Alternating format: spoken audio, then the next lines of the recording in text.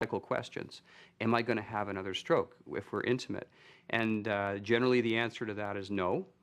Once somebody is here and they're under our care, they're generally medically quite stable. We do our best to control blood pressure and the cholesterol and the sugars and all that sort of thing. So there's a certain sort of medical reassurance from the physician at one point. And usually that doesn't take too long. We can deal with that in a couple of minutes.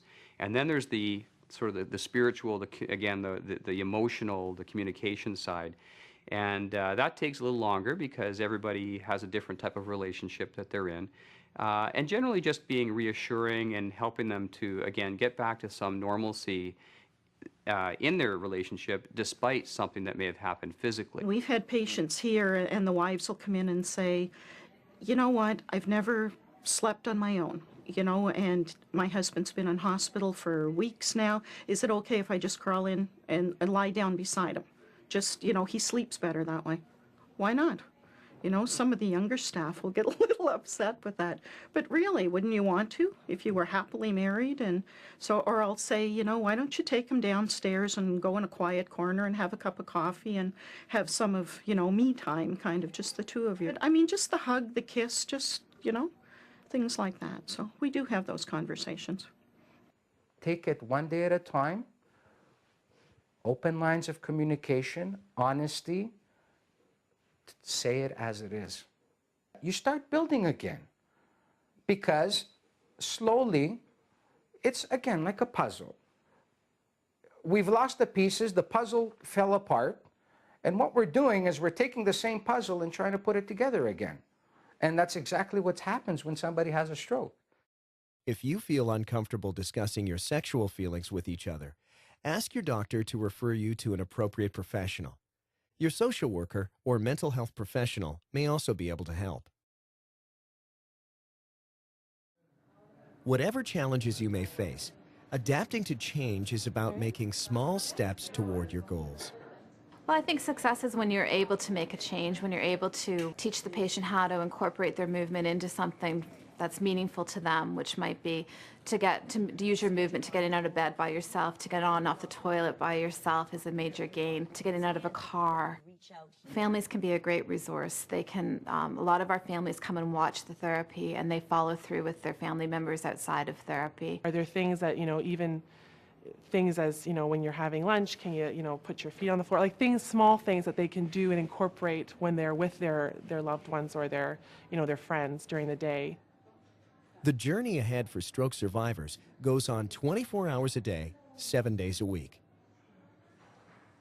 To make the most of your recovery, rehabilitation outside of your scheduled appointments is vital. Some people find that strokes can be isolating because they cannot do the things the way they used to. Try and remain open to doing activities differently. There is no reason to give up your favorite recreational or social activities.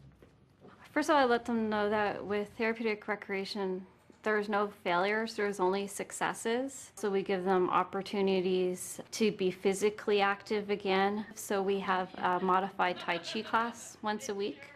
We also offer adaptive bowling. We have a bowling alley where we have an adaptive ramp. All right, very good. Good stuff. Offers them quite a few benefits, whether it's from a physical exercise standpoint, a health standpoint, helps with their self-esteem. There's also the social component, so they can build new friendships. If you don't re-engage, you're not actively living. That's what this is all about. Combining social and physical activities is important to your health, and it helps your self-esteem and feelings of independence. I say there's no such thing as never. I always say that the attitude is, I'll try. I don't really allow never in the therapy rooms.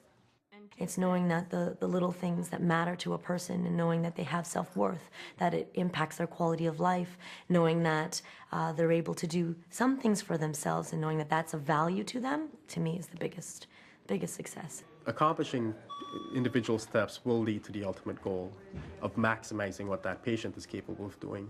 And when I see someone take the step for the first time and have the families, everyone clap, it's amazing. It's an amazing feeling to be part of that. I think we just see the problem and do as best we can to handle it. Well, things happen over time. Slow, very slowly. Oh, yes. Yes. I mean, I could move this foot, and now I can move it up and down, and Got to keep working. Struggling. Like everybody here goes through the same thing, eh?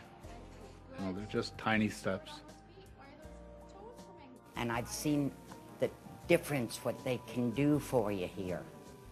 They give you the positive, you can do it. And you get it up here, that I can do it.